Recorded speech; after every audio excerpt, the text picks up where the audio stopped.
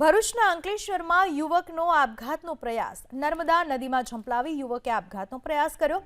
સામાજિક કાર્યકર ધર્મેશ સોલંકીએ યુવકને બચાવ્યો.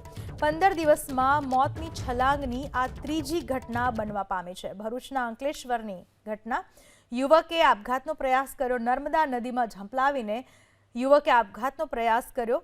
જોકે સામાજિક કાર્યકર ધર્મેશ સોલંકીએ આ યુવકનો જીવ બચાવી લીધો.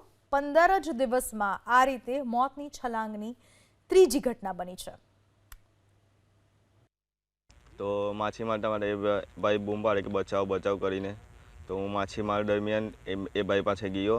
એ ભાઈને હું બચાવ કર્યો. એ ભાઈને બચાવીને હું સીધો કિનારા પર લાવ્યો નાવડી. ત્યાર પછી મેં ધર્મેશ કાકાને ફોન કર્યો, ધર્મેશભાઈ સોલંકીને.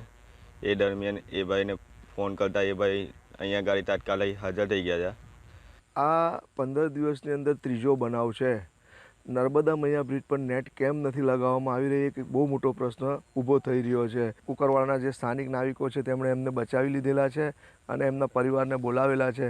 માટે મારો તંત્રને અનુરોધ છે મીડિયાના માધ્યમથી કે વહેલીમાં વહેલી તકે નર્મદા મૈયા બ્રિજની બાજુમાં નેટ બાંધવામાં આવે.